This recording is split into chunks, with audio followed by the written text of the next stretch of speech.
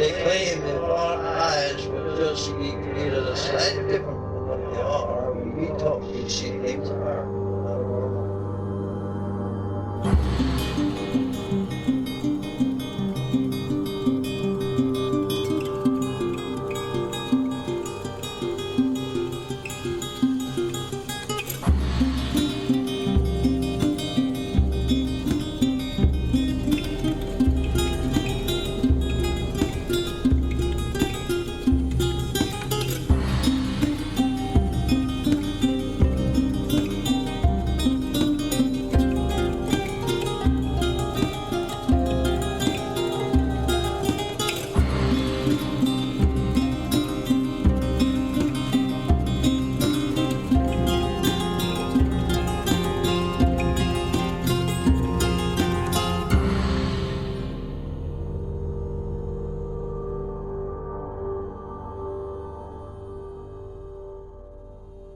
Welcome to Strange Familiars. How are you doing tonight, Allison? Doing well. We're getting closer to Halloween. Yeah. Brown leaf vertigo and all that stuff. Oh, wow. Speaking of Halloween, we did a very special show for patrons. I just recorded it tonight with Josh Cutchin and Delaney Bowers. It's one of the paranormal ballad shows, but this is on a ballad about a young man who gets abducted by fairies and the woman who saves him. It's called Tamlin, and it takes place on Halloween. So that's going to be our Halloween show for patrons. If you want to be a patron, if you want to support Strange Familiars and get those extra shows, patreon.com/strangefamiliars. Hey, happy anniversary. Oh yeah, it's our anniversary on Halloween. It's like 3 years, right? Yeah. This is the big 25, right?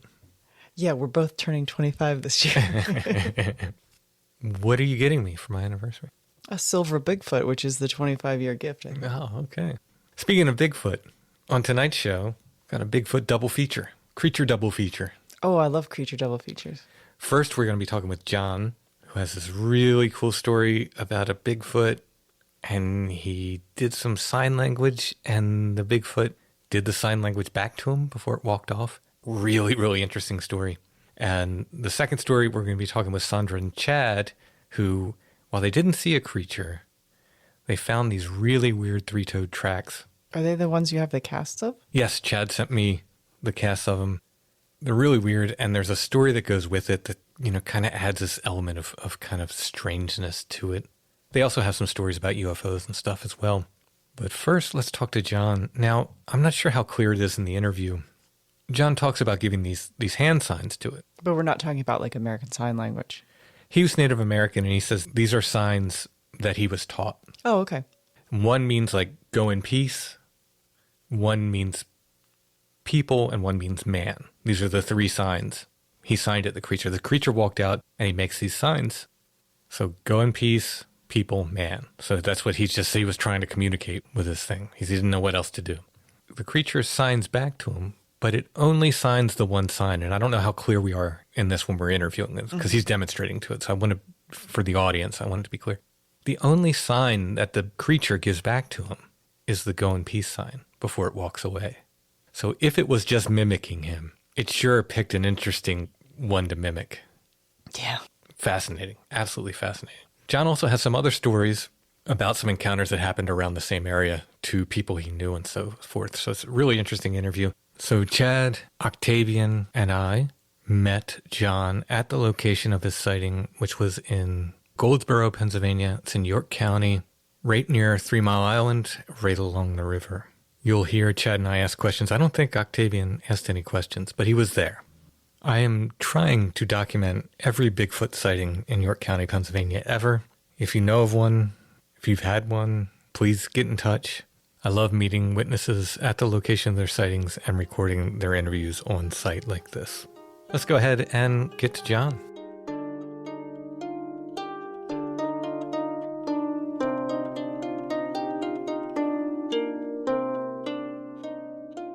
So, like, this here used to be all, like, these here are all red lots.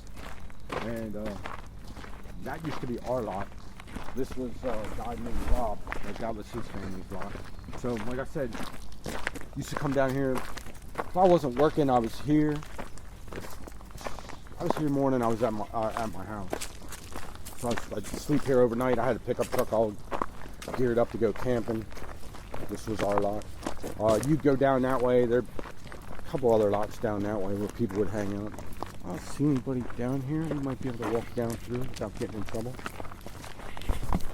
So it was probably like July. It was right around the 4th of July because I knew I took off for vacation. So what year was this? Like 88. Okay. Because I graduated in 87, had some boring factory job right after I graduated. Yeah, January 89, I was supposed to go in the Navy. So there's like, I don't know what you want to call that, like a runoff for water to run into the river. Mm-hmm. That used to be our fire pit where all that stuff was right there. None of this was here back then.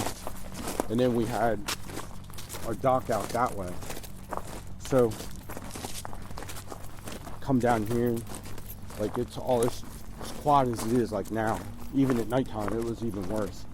Like pitch quiet. So I'm down here hanging out like I always do.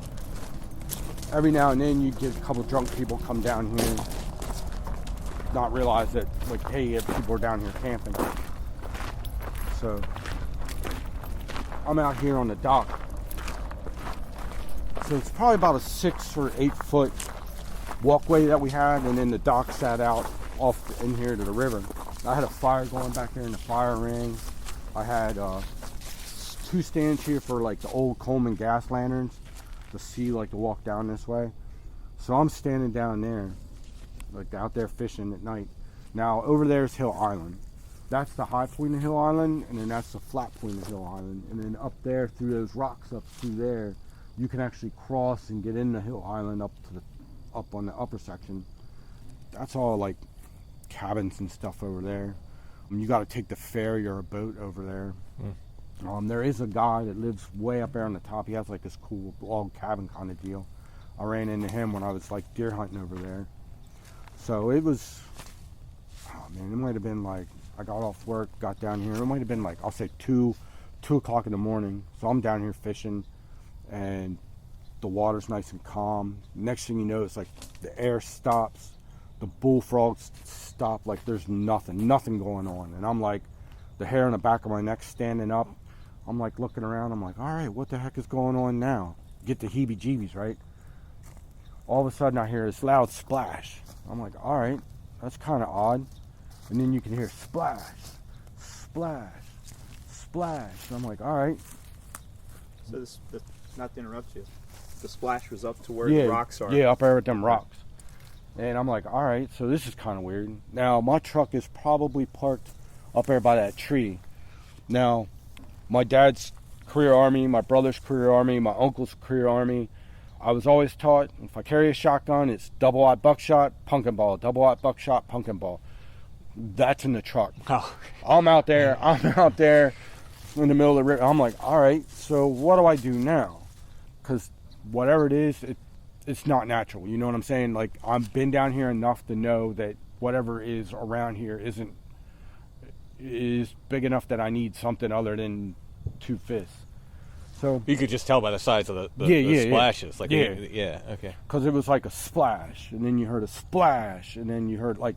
So it was walking, probably. Yeah, okay. Yeah. So, like, I'm still standing down there, and I'm standing on the dock, and I'm kind of looking around, and I'm looking around. Like I said, like, nothing is moving. Like, there's no air, there's nothing. It's like time stops. And then I hear a rustling over there, and then next thing I know, it was probably this area right here. It was by the telephone pole. It pretty much steps across this, and it comes out. Probably like 8 foot tall black figure steps out, and I had a fire going. Now, it wasn't roaring fire, but it was high enough that I could light up that whole area, and then with my gas lanterns and stuff, I can see.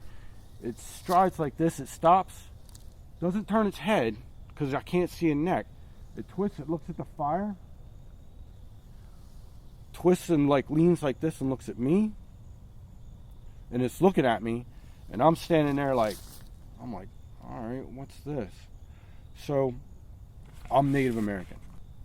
My uncle got me really involved in a lot of this stuff. So I'm like, all right, so I know there's like things that watch over Native American people. So I stand there and I'm like, all right, what do I do? So I'm looking at it and I go like this. It's a sign of peace, like safe travel of peace, however you want to interpret it. It's looking at me. So I go like this. This is a sign for man. So I go, man, peace. And then, like, if you go like this, this is people. So I I go like this, I go like that. I don't know if it was mimicking me. It just stands there like this. It stops. It goes like that. And then turns like this and walks straight up towards the railroad tracks. Wow. And it when it gets up to about where that green building is, it kind of stops. It turns around to see if I'm following it. And then it just keeps on walking. So that was peace? Yeah, Do you mind if I videotape you? No, go ahead. Okay. I mean, I haven't done it, so I'm kind of rusty on this stuff. No, it doesn't have to be perfect. My friend. So, like I said, like I went like this, and then like this is a sign for man. So, and then this is like people. So it's like kind of like peace. Guys tap like this, like I'm a man or person. Like I said, I still don't know if he was just like, because I know apes Will mimic, will mimic. So and it didn't mimic anything else other than that. Wow. I forgot to hit the video, so just go ahead and do it again. I'm sorry about that. Yeah. So this peace? Peace. This is man, and then this is people. Okay. Now, Native American Sign Language also crosses over to U.S. Standard Sign Language, or whatever they call it in this point. But Can I ask you another question? Sure. What nation are you of? Northern Cheyenne, Dogman tribe. Okay. So that was the middle of the week. Like I said, it was before 4th of July. So 4th of July, we had a big picnic down here, big party. Whole family was down here. Up there about where those boats are, those pontoon boats. Mm-hmm. My parents' camper was up there. And so everybody all left. I still had vacation time, so I was down here. So I figured out a way that if I figured out my holidays and my vacation time, I can pretty much take a whole month off of work, and figure out the system, right? Yeah. So I'm down here. Everybody leaves. It's probably 10, 11 o'clock at night, and my truck is still parked down here where I normally park. That's my spot. That's where I park. So I was going to go crash in the camper instead of sleeping in my back truck. All of a sudden, I got the heebie-jeebies. I mean, the heebie-jeebies real bad. And it was I'm looking around, there's nothing. And I'm like, all right, it's dark out. I'm scaring myself. Started it just got worse. I laid down in the camper, it got worse. I'm like, all right, what's going on? And it's you're psyching yourself out. You're in your own head. So I'm like, all right. Oh, yeah, Harrisburg International Airport's right on the other side. I kind of think that's what it was. You hear the engine. So I'm like, all right. So I get out. I come over, and I come down to my truck. I'm messing around my truck, and it's getting worse. And it's I'm getting that vibe. I'm like, all right, I'm out. Did you recognize it as the same feeling you had before, or was this? It was something completely different. Okay. It was different. It was worse than what I had the heebie-jeebies in, but it was I wasn't psyched out enough. Right. It was just I was just that time I felt like I wasn't supposed to be here, and I was supposed to leave, and so I was like, all right. So I'm standing there and I'm looking around and I don't see anything, and so I go, okay, I'm gonna leave. Let me put the fire out. Let me clean up a little bit, and I'll leave. You guys can do whatever you want to do. I'm done. So I pour a bunch of water. I come down, get a bucket of water, throw it on the fire. I lock up the camper, get in my truck, and I leave. I go home. My dad goes, "You're home early?" And I'm like, "Yeah, dude." I was like, "I got spooked out down there." He goes, "Really?" And I'm like, "Yeah." He goes, "Well, what about the camper?" I said, "I locked it as best I could. I don't have a key for the one door." He goes, "All right." So he came down, put his clothes on, boots, pants, whatever, came down. He's like, "I'll lock up the camper." So I came with him. And I brought the shotgun again. So we came down through and came down. And he goes, "It smells like wet dog down here." And I'm like, "Yeah, well, I smelled wet dog before when I told you that black thing came out in the middle of the woods, out from the middle of the woods and stuff." And he goes, "Well, we're just going to lock up the camper and we're going to leave." And that's what we did. So we locked up the camper and we left. Come down probably about the following weekend. I'm down here doing my thing. I'm out there fishing, whatnot. I get the heebie-jeebies. It's not as bad. It's just like you feel like somebody's watching you. Sure. So I'm out there and like I'm looking around and I'm like, all right, so I don't see nothing.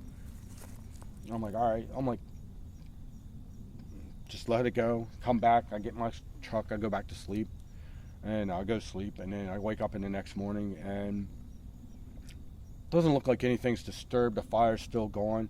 I'm like, okay, maybe I'll just out here in the middle of the wood. Like, because down here, it's pitch black. You can freak yourself out. Like, there are owls out here. And Native Americans don't like owls because owls can steal our souls and stuff like that. So every now and then you'll hear hoot owls. That cross references with what I learned this weekend, two weekends ago. So like there's like bullfrogs and stuff out here, and so like there's animal sounds. Like there are deer around here, so you can hear like noises and stuff at night, and especially when there's no light, you can freak yourself out. So there's like a couple other times I come down after that, and I'm down here, and I'm like you can still feel it. Either somebody's watching me from over there or somebody's watching me from somewhere. So I'm like, all right, so I come down here. So when I come down, I started announcing myself. I used to come down and be like, hi, I am here. I am doing my thing. Go about your business. Right. I mean, no harm. I'm here. Yeah, I'm going to do my thing. You do your thing. So yeah, like, sure. So that kind of settled down a little bit. So, like I said, the guy that lived here, his name was, they had their campsite. I say live, but that's pretty much what we did. And through the summers, you pretty much were hanging out down here. So his name was Rob. I think it was his grandparents owned it all. I'm down here. It was a Friday. I know it was a Friday, and it was right, like, sort of after school and stuff started. I pretty much knew everybody that was over there in Rob's lot, like Rob, his grandparents, other people that came down, Rob's granddaughters, stuff came down. So I knew, like, pretty much they were like second family. So it was a Friday, and it was after the football game. Now they live up by Capital City Mall. And I guess their school had a football game on Friday, so they came down here to see Rob, to see if Rob was sitting there sleeping in his van. So they stopped up at Rob's part of his driveway, and it was just me down here. So I'm down here at the dock, and Rob's granddaughter, or I guess it would be his niece or whatever. So they come down, and they're like, hey, John, how's it going? And now these girls are probably they're around 17. They're high school girls. So they're like, hey, John, how's it going? I'm like, what are you two doing down here by yourself? And like, this ain't a spot to be down here by yourself. And they're like, well, we wanted to see if Rob was here. I was like, no, Rob ain't here. So they're like, all right, do you mind if we hang out? I'm like, go ahead, hang out as long as you want, but just know this ain't a nice place to hang out. I mean, it wasn't the Wild West, but there's a lot of people that come down here and party. Right. It's a different world down here on the river. yeah, exactly. So we're all out here hanging out. My truck's down here, and I had a fire going up there, so we're all hanging up there by the fire, and we're all talking and laughing and having a good time. So I'm like, all right, about time you guys leave so you don't get in trouble and I get in trouble. I walk them up to their car. Now, they live, like I said, if you drive straight where we turn, if you drive straight up, that takes you to Fairview Township, so then you can hit 83 from Fishing Creek, drive up to New Cumberland, take the New Cumberland exit, and that's how they get home. So they're here. I have to walk them up to their car. They turn around. They head up. I walk down here to the fire, and I'm getting ready to put the fire out. Next thing I know, I hear beep, beep, beep, beep, beep, beep, and the lights are flashing on and off. Beep, beep, beep, beep, beep, beep, beep. Lights are flashing. I'm like, what the heck is that? So here they come. Flying. I mean, flying. Like, they had to be at least doing like 60, 70. Wow. And they're flying down through. They come flying down through. They barely make the turn. They barely make it right there. And we have one of them swinging like half-inch. It's a swinging gate. It's a big pipe gate. Yeah. And we had it up there, and it was closed. She barely stopped for that. These girls are pale white. I mean, they're super white, like notebook paper white. They're freaking out. They're crying. They're bawling. They're upset. And I'm like, what's wrong with you guys? Did you hit a deer or something? And I'm looking at the car, and there's like, no. And I'm like, what is wrong? Calm down. They're freaking out. They're bawling. You ever see the movies where they're freaking out and you slap them and they calm them down kind of deal? Yeah. So finally this girl's friend, the one niece or whatever, her friend goes, this large black guy was chasing our car. I stopped and I'm like, it's after midnight. There's no large black, and I'm not telling them what I saw like 2 weeks earlier. Right. I'm like, there's no large black people out here chasing your car.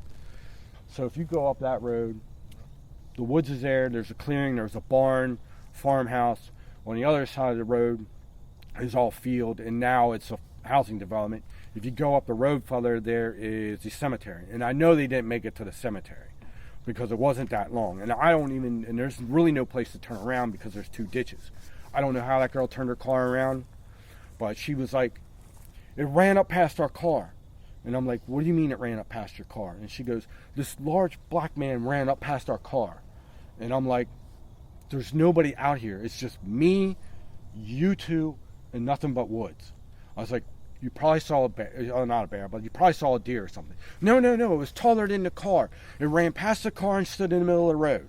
Wow. Were they moving when it ran past? Yeah. Wow. They were driving. Wow. Because they just left here. And So it had to have been flying or running pretty fast. Yeah, because she was like, it just came out of nowhere. I mean, even if they were doing 10 miles an hour, that's still... Yeah. Yeah, it's trucking. And like, what's a human average run? 35 miles an hour? Like me? I think like Usain Bolt might be that. Yeah, I think the normal person is probably around 20 miles an hour at top speed. Yeah. So, like I said, there was like 2 ditches. I don't know how she turned that car around, but they came down. They're bawling, they're freaking out. And she's like, I don't want to leave. I'm like, well, you can't stay here. You guys are going to get in trouble. Your mom and dads are going to come home. And like, well, you're going to find out you're here. And Rob's not here. So they're freaking out. And I'm like, all right, sleep in the back of the truck. I'll sleep in the front of the truck in the cab. I'll sleep there with my shotgun. So you two are all right. So early morning, Rob comes down. Rob works night shift at some warehouse. So Rob came down. I walked up. I was like, yo, Rob. I said, your niece and her friend are sleeping in the back of the truck. I was like, something scared them last night. When they came down looking for you, something scared them last night. And he goes, what do you mean scared them? I said, they said some big black thing came out of the woods and chased their car.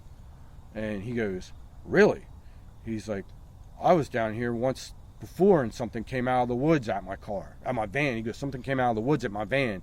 He goes, I just floored it down here and it didn't follow me across the tracks. Wow. And I'm like, all right, cool. So at least you know. So Rob came over, woke them up, and they went home. So it was like a couple, like probably middle of school year. They all came down, and her mom and dad came down, and her dad was like, hey, thanks for letting the girls sleep here. They told me what happened, and I told them that it was just probably they were tired and just made something up, like saw something flash in front of them, and like he's like, you know how girls get upset real easy, and I'm like, yeah, dude, like I was down here and I saw something bigger than me come out of the woods, so I'm not knocking what they saw.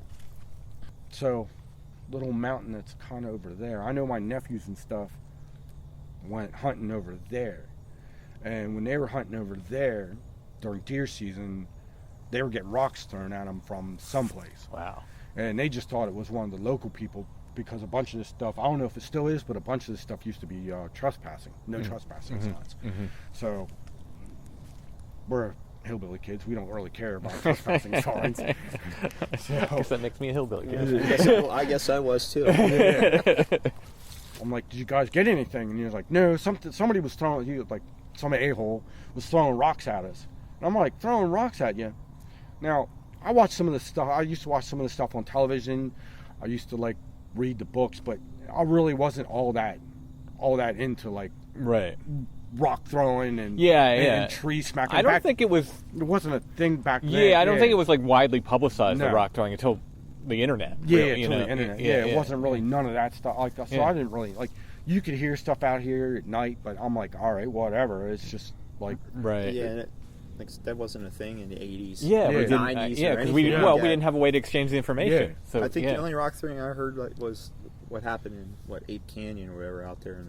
But back then, Bigfoot was in the Pacific Northwest, wasn't it? In PA. Right. So we didn't know any better then. Yeah, and over there they were what, like basketball-sized rocks in Ape Canyon getting thrown at? Like they said boulder. Well, it depends on the report. Some say boulder, some say whatever. But yeah, so they're like, no, we left. Like somebody was throwing rocks at us. And I'm like, all right, like what? Rocks like this? And they're like, No, like softball-sized rocks. And they're, like, brushing it off. Like, yeah, the guy that owns it was throwing rocks at us instead of coming down and saying, hey, I don't want you hunting here. I'm just going to throw a bunch of rocks at you so you can't go hunting. Yeah. Yeah. I'm like, I'm not going to be out here throwing rocks. It's like softball-sized rocks at you. I mean... Especially if you're armed. Yeah. There's a better way to do that. Yeah. I think you just yell at me, hey, yeah. My proper Exactly. tag. Yeah. Exactly. Hey, and I've been hunting places where they're like, a guy comes down and goes, hey, look, I know you're hunting. I don't really appreciate you hunting. Like, this is private property. Right. Will you please leave? Yeah. I'm like, yeah, sure, no problem. I'm not going to argue with you. This is your property, and I leave. Yeah. And then it wasn't until I stumbled upon your stuff that I heard about, like, how they can mimic voices. Mm-hmm. So, like I said, I'm out in the woods all the time. And you probably hear this from all the, like, white people all the time that we're out here, like, country boys were out here in the woods all the time, like, doing wood stuff. But I'm up in the Poconos, Carbon County, Boulder Fields off the one side, the campground's on the other side. It's like November. End of the camp season, it's just me. Now, the park rangers know me up there. They know I can take care of myself. Which park was it up there? I'm a little bit familiar with that area. Let's see, what is it? If you can't remember, don't worry about it. Boulder Field, like if you know where Boulder Field is, the campground's right across the street from Boulder Field. Okay. Like Hicks Run, not Hicks Run. I can't remember what the Hickory name. Run? Hickory Run, yeah, that's it. I know Hickory where you're Run, yeah. Know where you're at. So I'm in Hickory Run. I'm in the campsite, and the park ranger guy comes up. He goes, "Hey, look, I know the parking. You're the only one here. There's going to be some girls coming down here. They're going to be camping." I'm like, "All right." He goes, "Keep an eye out on them." I'm like, "Okay." So if you go outside the campground, he'll know. Like if you turn from the campground, if you turn right, you go down over the hill. At the very bottom of the hill, there's like a turkey hill or something.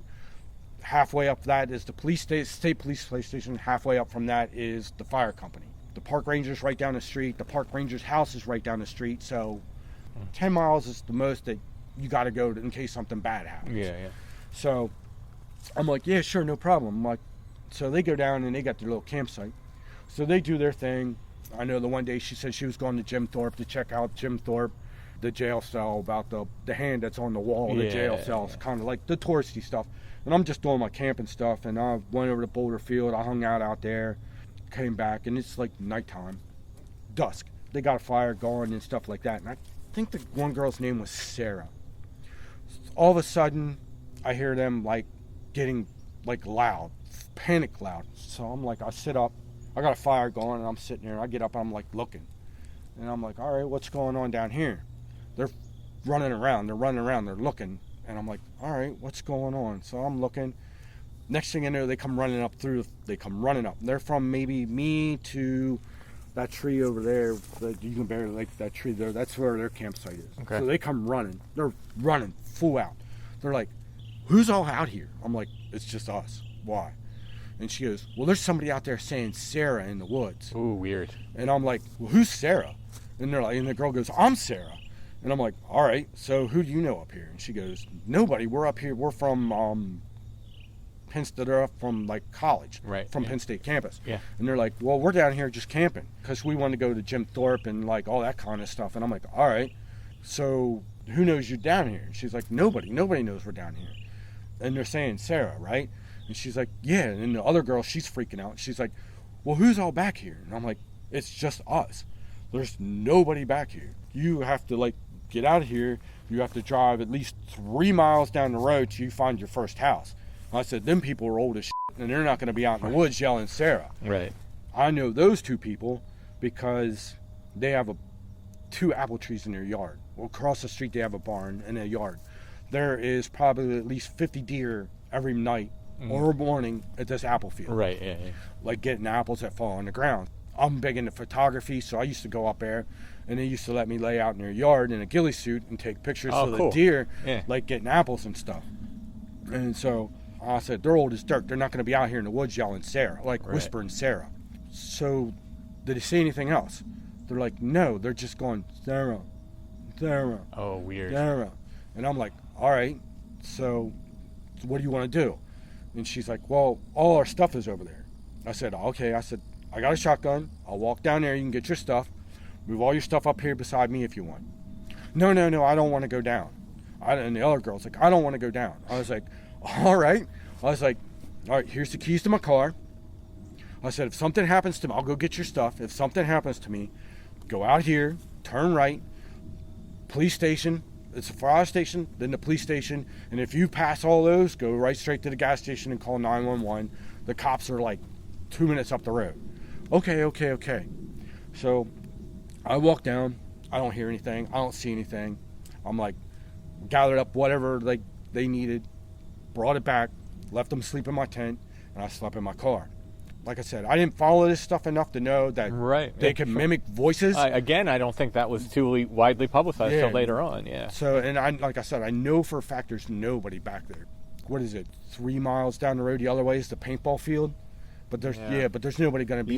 You guys weren't near the old gold settlement, were you? No. Where you know where I'm talking about? Yeah. Where the dam is. Yeah. No. That settlement that got wiped out by the flood. Yeah. No. That's the other way. That's the other way. Yeah. That's at least 5 to 10 miles down the road more. Yeah, that's what I thought. Yeah, so they're freaked out.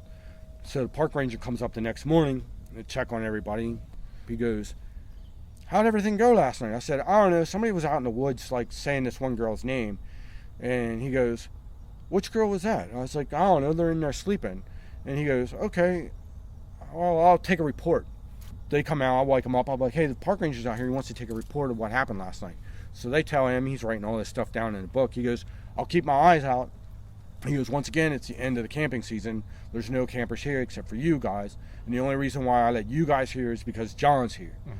He's like, I know John because the one year I camped up there in the middle of December, right after Christmas. Had 2 weeks off for shutdown plant. And I had to dig myself out of the tent because it snowed overnight. And the dude brought firewood. Done that. Yeah, the dude's wife made him bring me firewood and make sure I didn't freeze in the middle of the night. So he wrote everything down. And then I think it was it was spring. He contacted me and he goes, hey, do you have any information from them girls?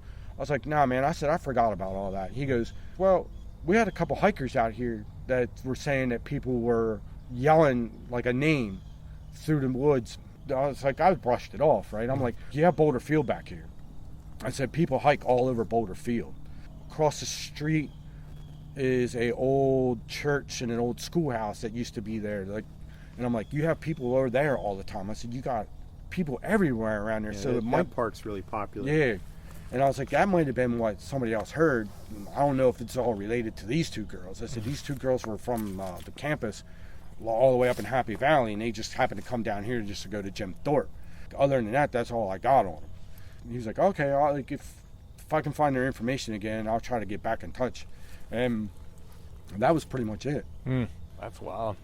So this thing comes out, and it looks your way. Yeah. Did you get a look at its face? It was all dark. Like, it was enough of light in the back with the wood, with the fire, to see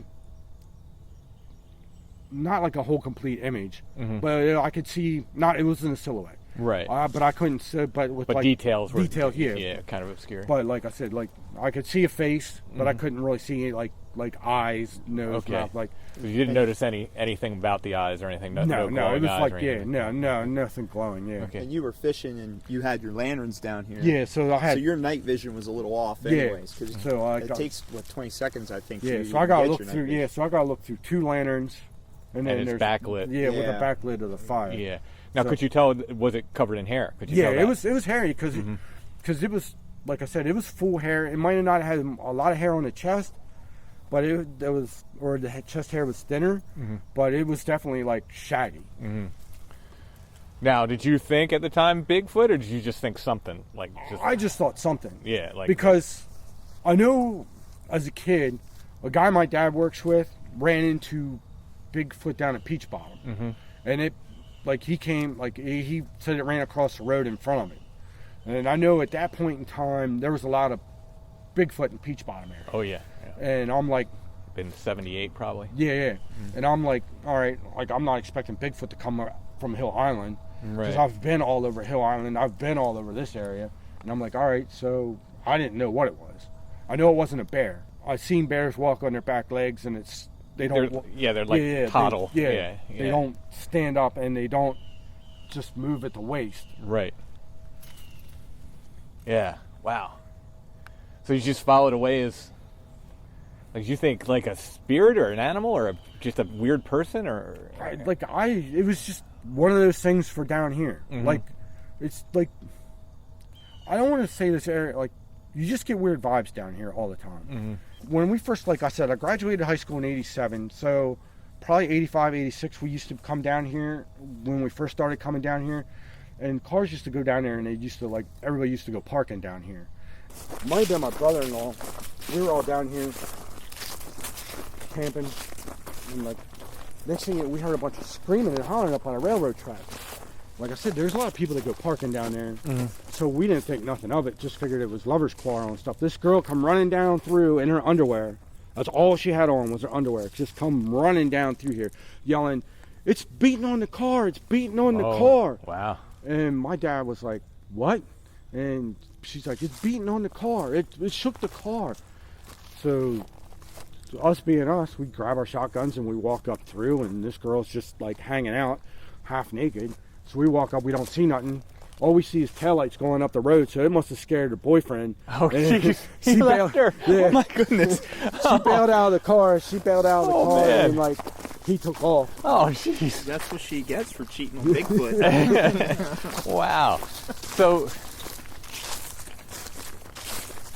the screaming was them screaming? Yes. Have you ever noticed any, like, not human screams out here? No. That's the thing, from listening to all your stuff, and now I'm getting kind of caught up on what they do or what they don't do anymore. Like I've never heard none of that while I was down here.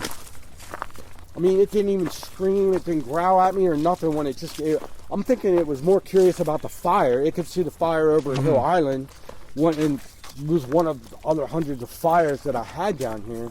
I think maybe that night it just piqued its interest. Maybe, yeah. Did you ever see any, like, anomalous lights out here that you didn't know what It's they the were? airport, dude. It's 3 Mile Island. I know, Like, but you never know. Yeah, like 3 Mile Island, like back when 3 Mile Island had its big deal, they were saying there was UFOs flying around 3 Mile Island and hovering over 3 Mile Island. So you would have been out of here during that time. Yeah. Yeah. Tim's like, you're braver than what the rest of us would. Dude, I'm stupid, man. I'll wrestle a grizzly bear with a toothpick. I mean, I'm fearless, dude. But I used to see things fly around here at nighttime, and I'm like, all right, like airplane, whatever it is, I have no idea.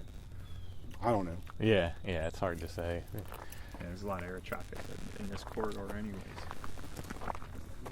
The rest of that summer, nothing like beat on the side of the trailer or anything? No, nothing the nothing camper? would call, like, after that I'd always get like, always feel like I'm stared at, the heebie-jeebies, like, but I was never geeked out like that bad, like I was geeked out before, like that night. Right. So, well, and nothing kept you from coming back? Nothing, no. Like I said, like, keep coming back. Whatever it was, whatever that thing was, it came through the woods, it could have hurt me. Like I said, like, I'm 10 feet from the from my shotgun, so I run off the dock, up the plank, up the hill, open the truck door and try to grab the shotgun. I'm dead. So the best thing for me to do is act natural, stay calm, and not show any kind of aggression. Yeah, I think that's because absolutely. I've been from me to him away from black bear, like black bears. I was up same time I was camping up in the Poconos. There's a bunch of the lakes that they have up there in Calamincing Trails. Like, they got like $300,000 fancy homes up there, right? Yeah. So I'm up there, I'm taking pictures of this lake. I hear a bunch of rustling behind me. And like, it's thick and stuff like this. I turn around and I see this black head pop through the brush. First thing I thought of it was a black lab. So I'm like, hey buddy, come here, check it out. What are you doing out here? Like, whose house did you run away from? Lo and behold, in your mind, if you don't understand it, your mind tells you what you're supposed to understand. Sure, yeah. Oh, yeah. So yeah. I assumed it was a black lab because all I saw was this dark head sticking out of the woods, right? So 375-pound black bear come walking out of the woods, and it just looked at me. Are you serious? You're asking me to come here so you can pet me, thinking I'm a dog, and then just turn and walked up and walked down the road. Yeah, they don't. Yeah. No, I think what you did, whether you knew it or not, like what you did was the right thing to do. Yeah. You didn't freak out, you didn't panic, you didn't run, but you didn't show aggression towards it either. Now, what made you think to do that sign language? I mean, because it's amazing. That's like such a cool detail of the story. I love that. My dad's uncle used to be, he did native dancing. At the powwows. Yeah, powwows and stuff. So I used to go and I used to listen to all the elder guys talk, and I learned the language. I haven't spoken it in 20-some years, so I don't know it anymore. Right. And I knew the sign language because I used to do the sign language all the time, because I used to be walking down by people and I used to go like that, and so it was pretty much like, hey, we're even, like, don't worry about nothing. Like, right. You're like, so I used to do that all the time, and then used to read a bunch of like Native American stories and stuff. Mm-hmm. And my dad's uncle just taught me a bunch of sign language. So I'm like, all right, so like this thing just pops out of nowhere, and I do know that like Bigfoot or large giant creatures, they do, like, there are certain tribes that say they do protect them. There's other tribes that say that don't go out because you're going to get eaten. Mm-hmm. So, and I'm like, all right, I got a 50-50 chance. True enough. It's 50-50 chance it's either going to eat me or it's going to let me go. So I was just like, all right, and I don't know if it's just instinctual, because I just went through the motion.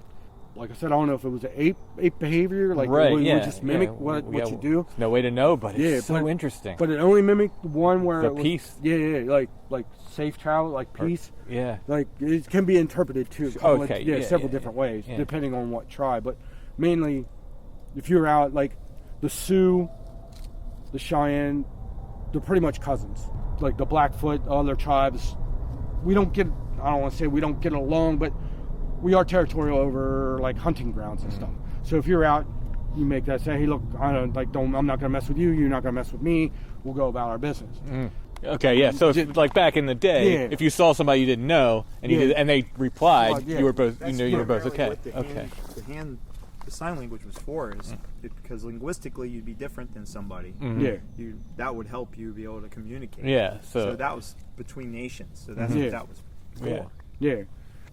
It just instinctively came out. So, man, it's such a cool detail. It's such a cool detail of that story. I mean, we'll never know whether it was talking back or we're just imitating you, like you said. But it's so neat. Yeah, it didn't come down, rip my arms off, and beat me to death with That's them. True. Didn't throw you in the river. That was my second choice, because if it was like, man, if it's coming at me, I'm going to the river. I guess. Yeah, I mean, they can swim from reports. I don't know, But I think at that point in time, I would have been like Jesus and running across the water. If you didn't know how to swim, you would have figured out that. Yeah, feet don't fail me now because I'm running across the top. I'm skipping water. I'm running across the water. Oh man, thank you, John. Thank you for your stories. Yeah, really good.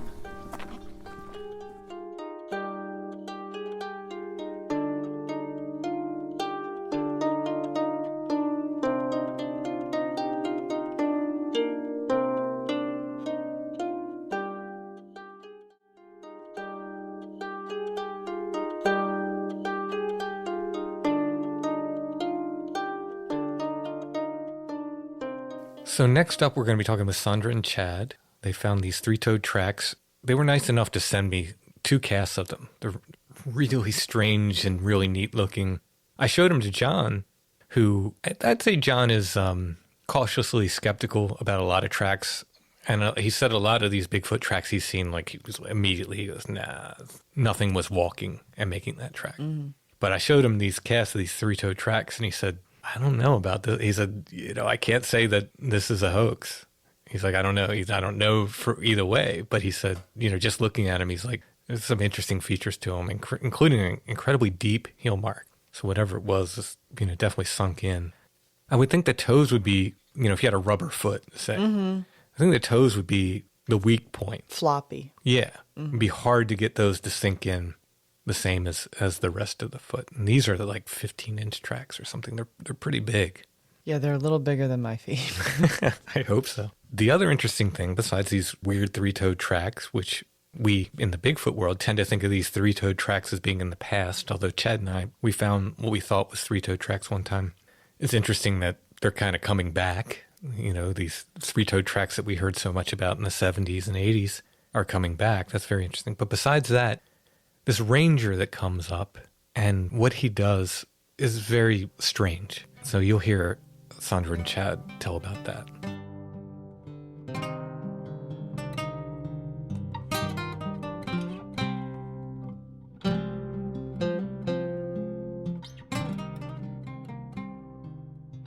I'm talking with Chad and Sondra tonight, who have found some three-toed tracks and had something kind of interesting happen around them.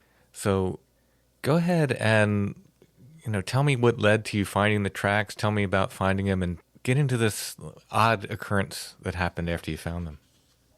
Okay, yeah. It all started like one day. I took a sick day from work, a personal day, just to go out and do a little bit of Bigfoot hunting. It was on a Friday. I remember it was March 26th of 2021. So I went out and I was doing a little hiking, this and that. I hiked up over a big pipeline in the place like where I found the tracks. I went past that. I didn't stop there or nothing. I went further back and went up over the pipeline.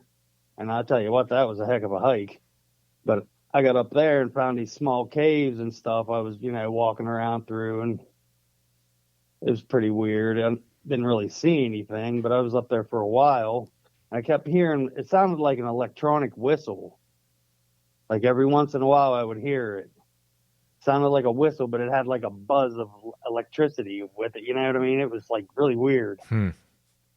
So I was walking around up there for a while, checking some stuff out. Couldn't really find anything. So I figured I'd get back down and head back down the dirt road. 'Cause this place it's in the mountains. It's pretty known for fly fishing and stuff like that. Do you mind giving just a general area? You don't have to give the exact place. Dunbar Mountains in Fayette County. I mean, I can tell you the place. It's called Betty Knox.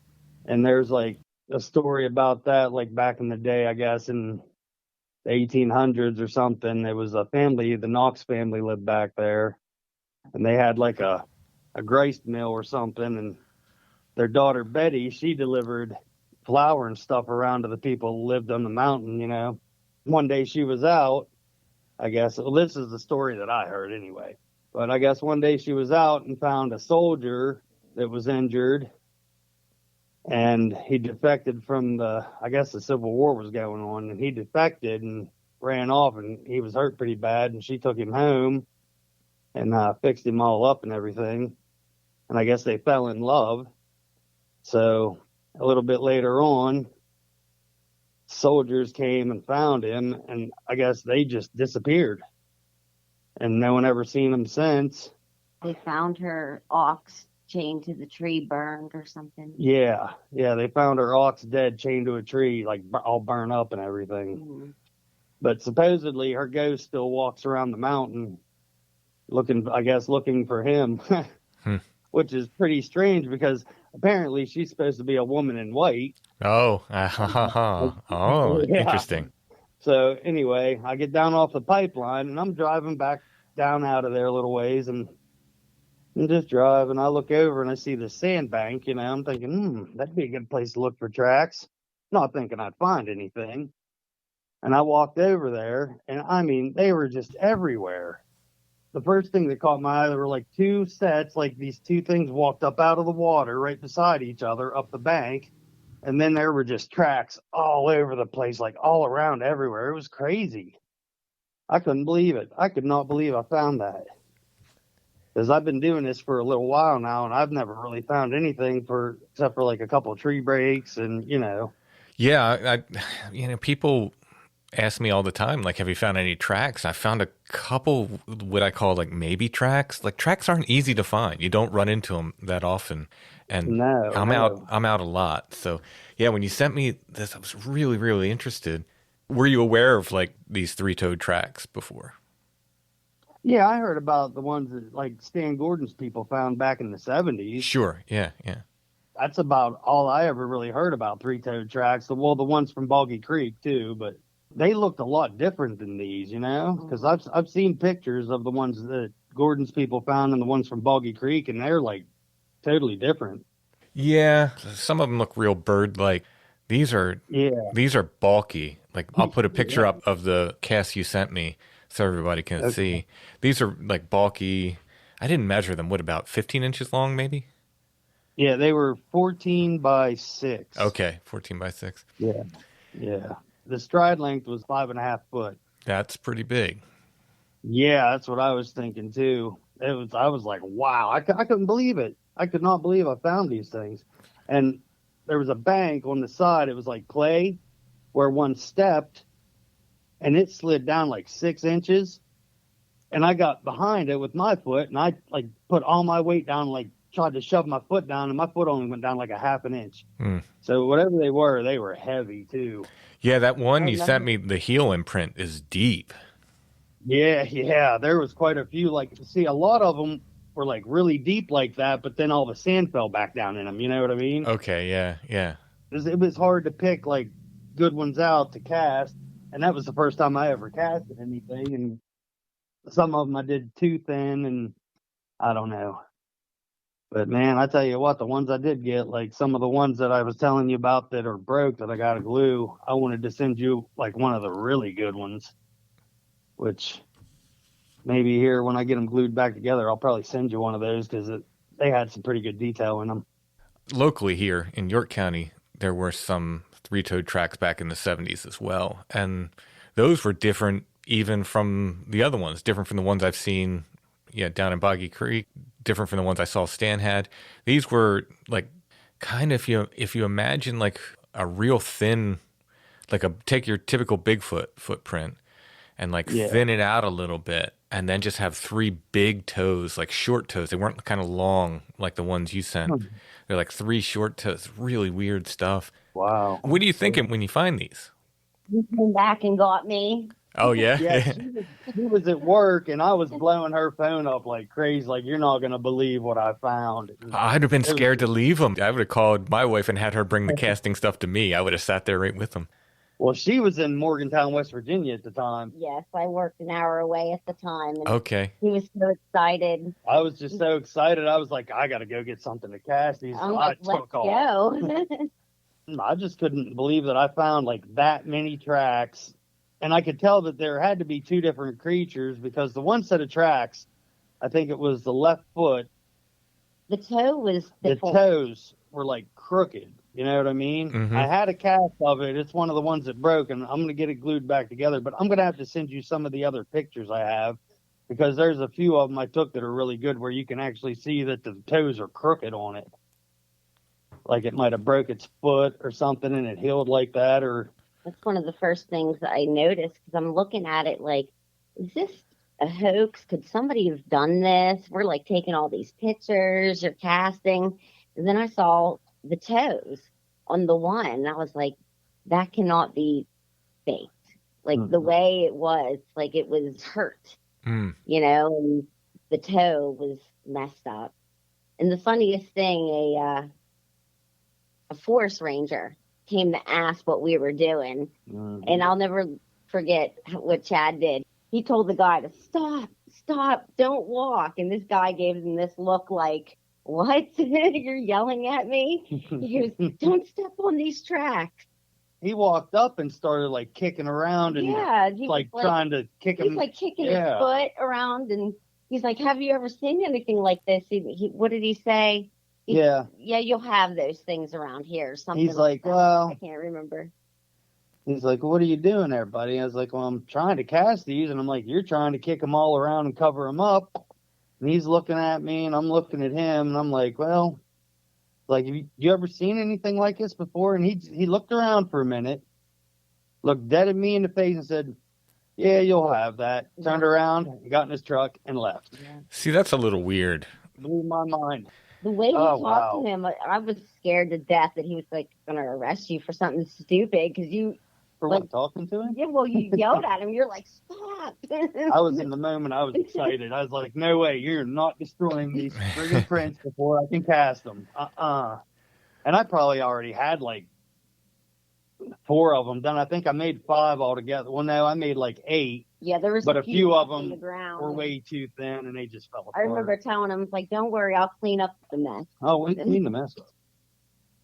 But yeah, it was crazy. I couldn't believe it that he just looked at me, said that, got in his truck, and left. I wish I would have remembered to get his name. Yeah. I wish I would. He probably wouldn't have gave it to me, but. Was it like state or was it a local ranger? Don't know. Well, most of them around here are state for the game lands and stuff. So I'm guessing, I'm pretty sure, because this place, have you ever heard of Ohio? Oh, the name's ringing a bell. It's like a vacation spot in the mountains around here. Falling water. Okay. Yeah, sure. That's what. Yeah, sure. Yeah. Oh. Well, he was probably, I'd say he's one of the guys from up there because it's only 10 minutes. Yeah. As the crow flies, it's probably like 3 or 4 miles from Ohio down over the mountain a little way. Yeah. He didn't get any more confrontational with you, tell you to leave or anything like that. No, which really surprised me. Waiting for it. I was waiting for it. Yeah. Yeah. Well, that's good. So, how many tracks do you think you got to cast then? That were good. 5 of them? 5 of them. Probably 8 total. Well, 8 altogether, but like I think 3 of them were like way too thin, and we took them out. They fell apart. Like you said, that's his first time casting ever. Yeah. Next time, if I ever find anything, I think I know how to do it pretty well now that I can, recover them pretty good. Would you run the hardware store and just get plaster, or did you get hydrocal? Would you end up using plaster? Yeah. Yeah. Quickest thing I could find. I ran to Walmart real quick and grabbed a few things of that, and I flew back up there. I'm kind of jealous. Like, I found one that was pretty good, but it wasn't deep. It was real thin on this, like, real hard-packed mud on the side of this was a 5-toe, on the side of the street, or side of a road, rather. And it wasn't castable. And I've seen the other ones I found have been, like, in either real light snow, or they were in mud that was so loose and gooey that, they weren't really worth casting. So yeah, there were some real good ones along the creek, but they had water in them and stuff. But man, if I could have casted one of those, it was the detail in it and everything. It was unreal. Supposedly the hydrocal you can cast in the water. I don't know any more about it. That's just what I've heard. I'm going to get some of that stuff. That's what I heard about it too. Like, muddy and water and stuff. It's like no problem to use in.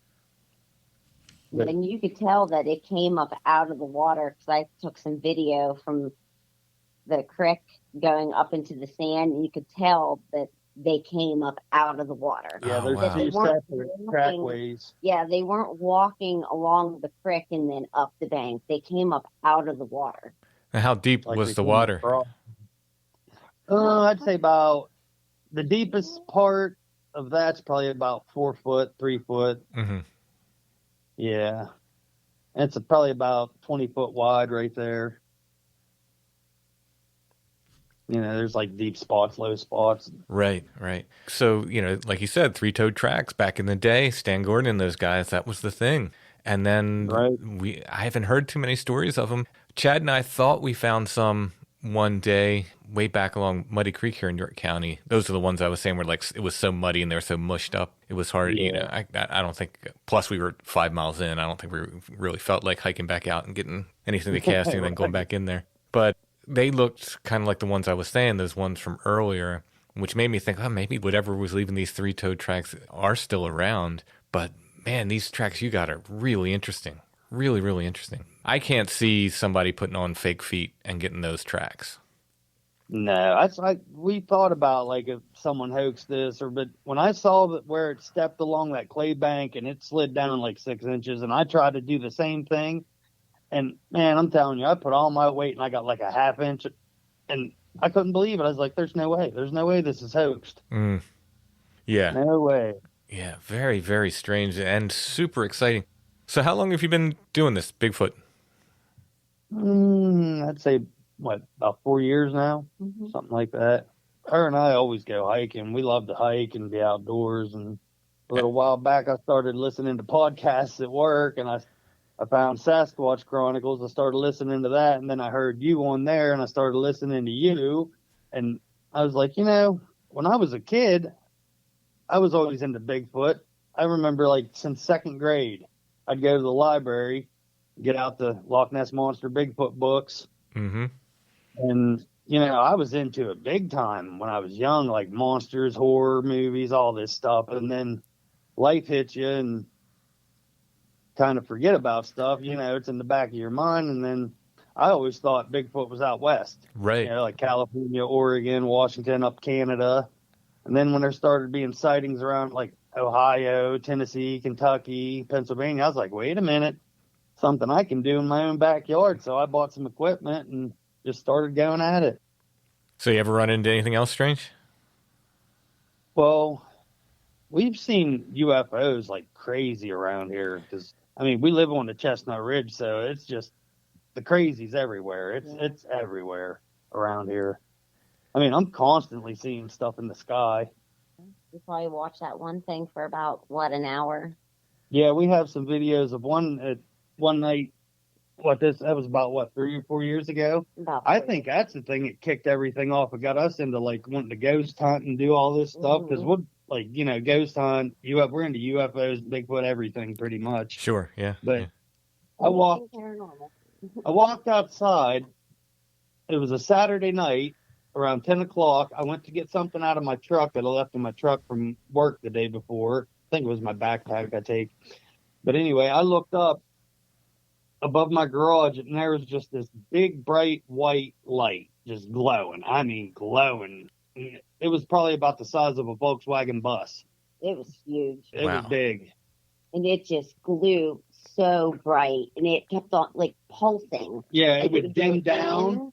And then it would go out. And then like, you can't see my hands, but it's like a circle, then in, out, pulse, pulse, pulse. We have videos of that, too, but it doesn't show up very good on the video. It'll like disappear, come back, it'll disappear. It's so weird. No, that's been anytime I've seen that we've tried to get these weird lights on film or even just still pictures of them, they just don't turn out. I can't explain it. I think it's the digital cameras. Could be. I really do. So I'm going to get a couple of like maybe those old Sony that takes the tapes, you know, the camcorders that take the tapes. Yeah. I have a Sonic one, I think, but I need to get a battery for it. If they show up any better. See if anything shows up any better on those. Because everything I have right now is digital, so. Yeah. I mean, that's what, 99% of people are carrying in their pocket. Yeah, right.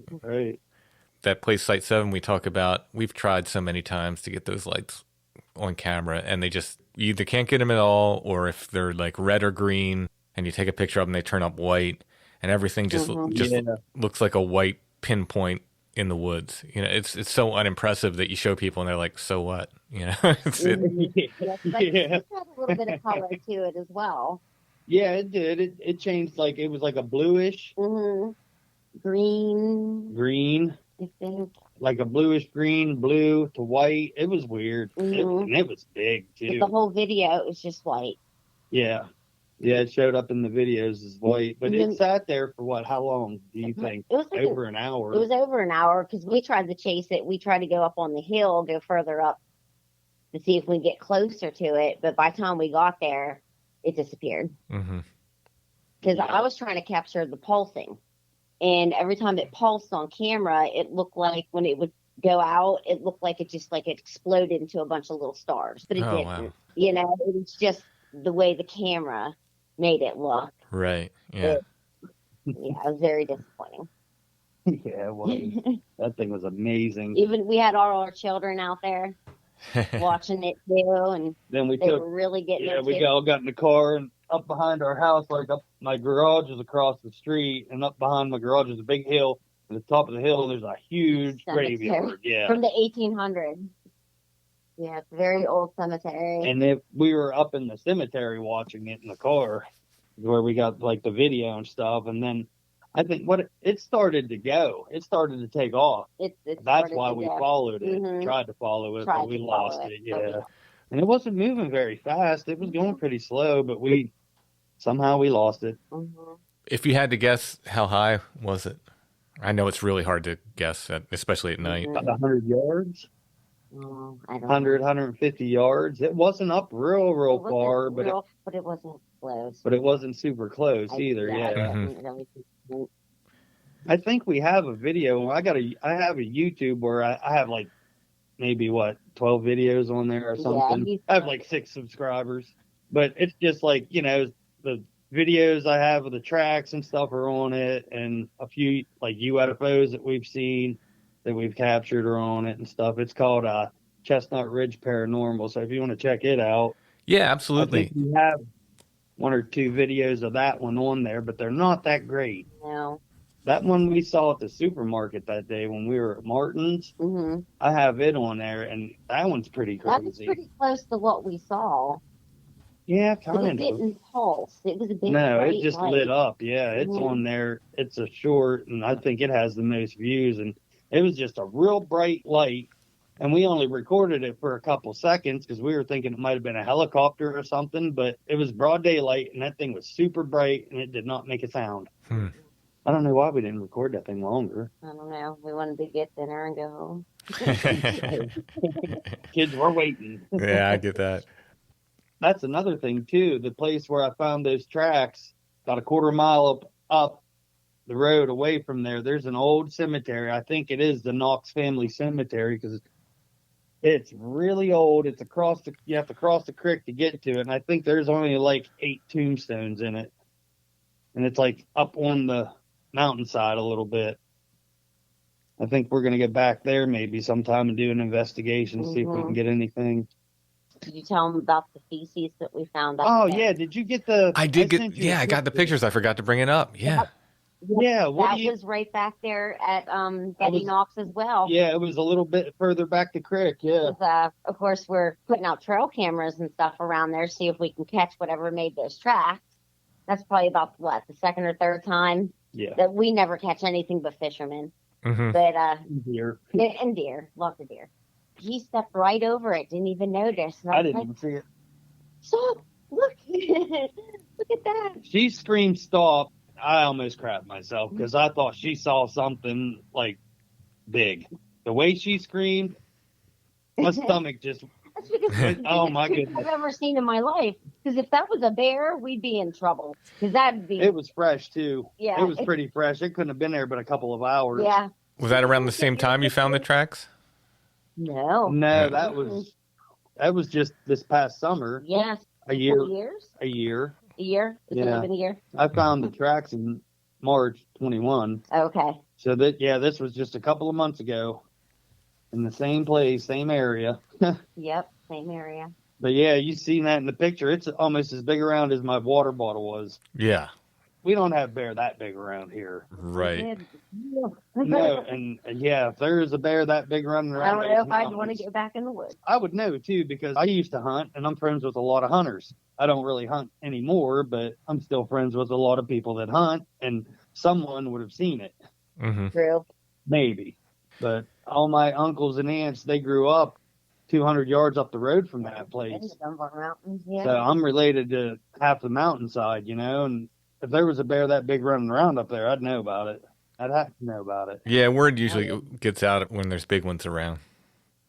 Yeah, people especially want to be that big. Yeah, because they're not shy. They're going to get in your garbage and everything else.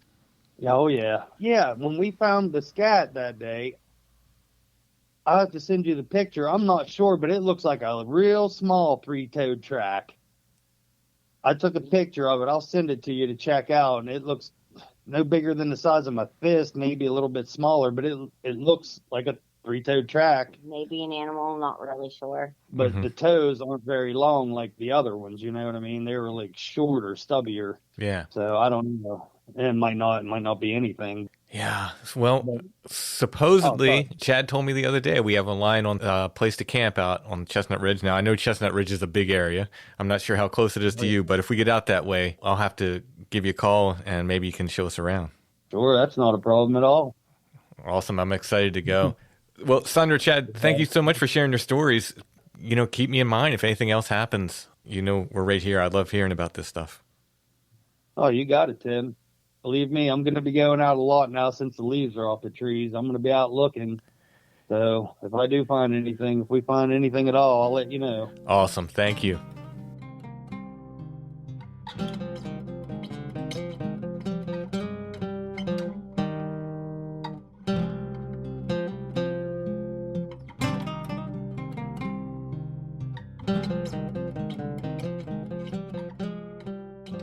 It's not Halloween, Allison. Your selection here. You promised Halloween until Halloween. It's Halloween adjacent. It's Halloween adjacent. Heck no.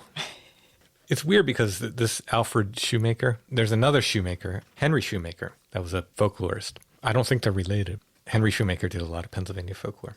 This is a book on hex symbols from 1953, the Pennsylvania Dutch Folklore Center at Franklin and Marshall College.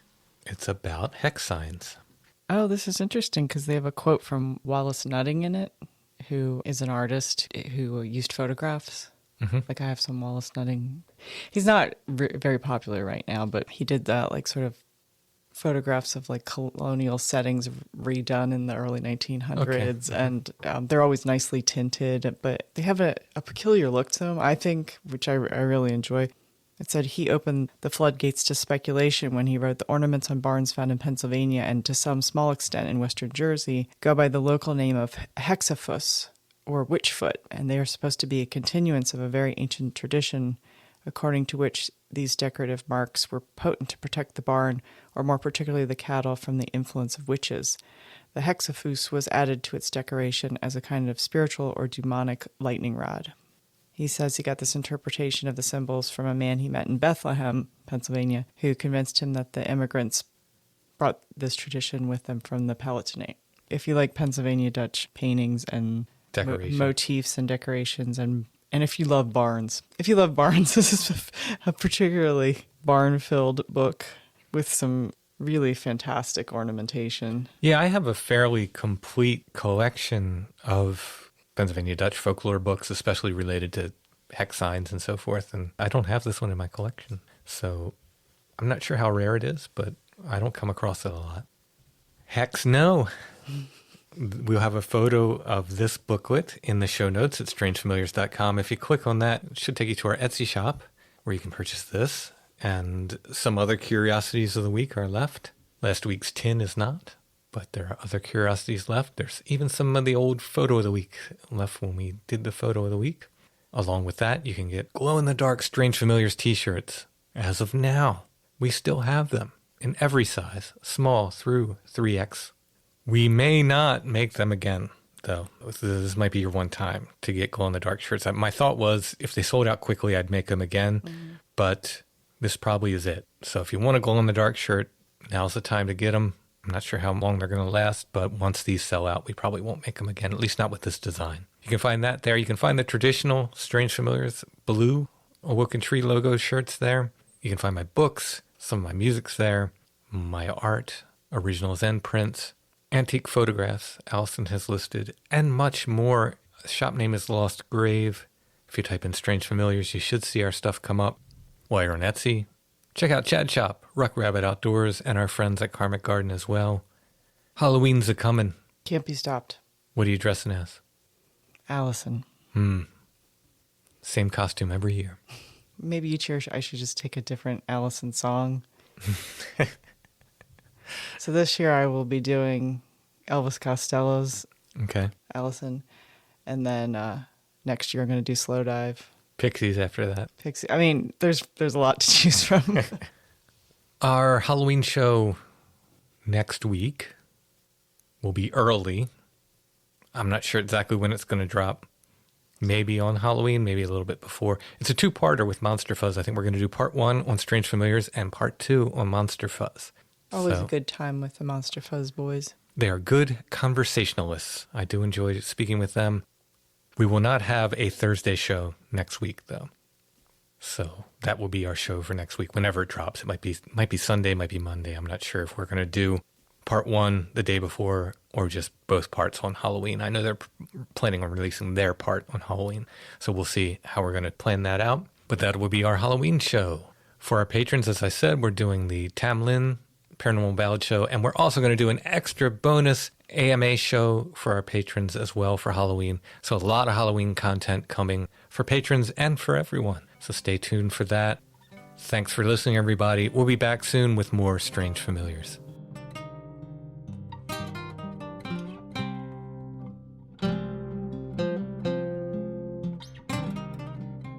Strange Familiars is a production of Dark Holler Arts, music, books, art, podcasts, and more.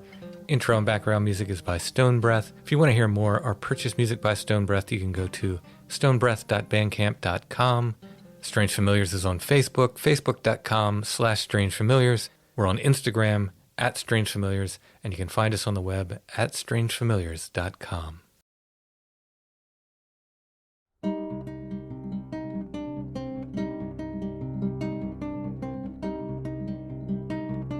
This path it is not straight, though very narrow is its way. My feet they are not twined to this long and lonely street.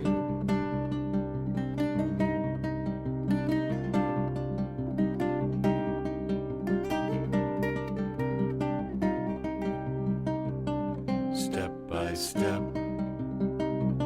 the winding way through broken heart to break of day, through soaking rain and burning sun.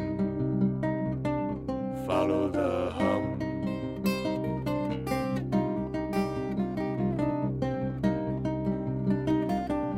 No roads bind my legs, no turning gears. Hold my time, I stop at every well. Sing a song, then start again.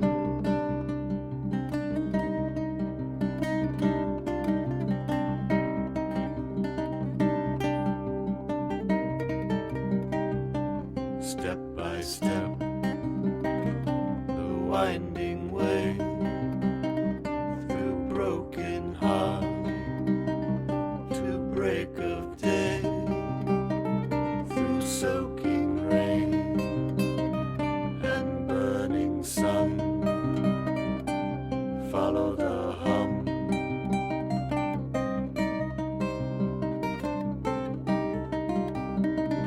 I walk a scarecrow's way through haunted fields and holy wood. My hands they are not nailed onto some ancient tree.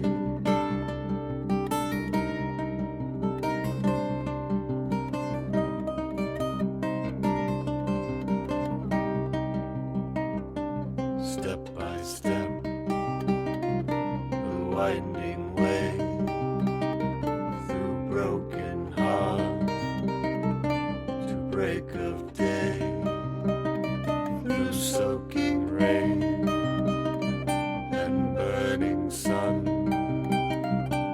Follow the hum.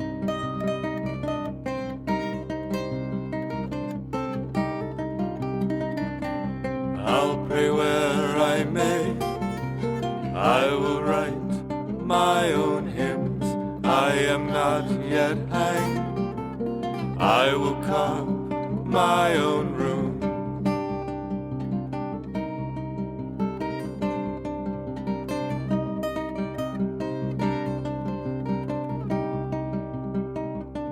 Step by step, the winding way through broken heart to break of day, through soaking rain and burning sun. Follow the hum.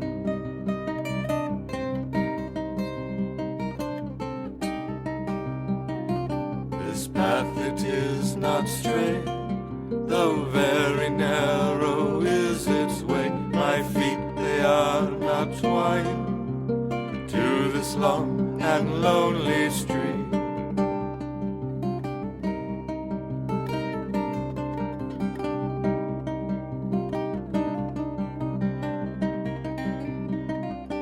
Step by step, the winding way through broken heart to break of day, through soaking rain and burning sun.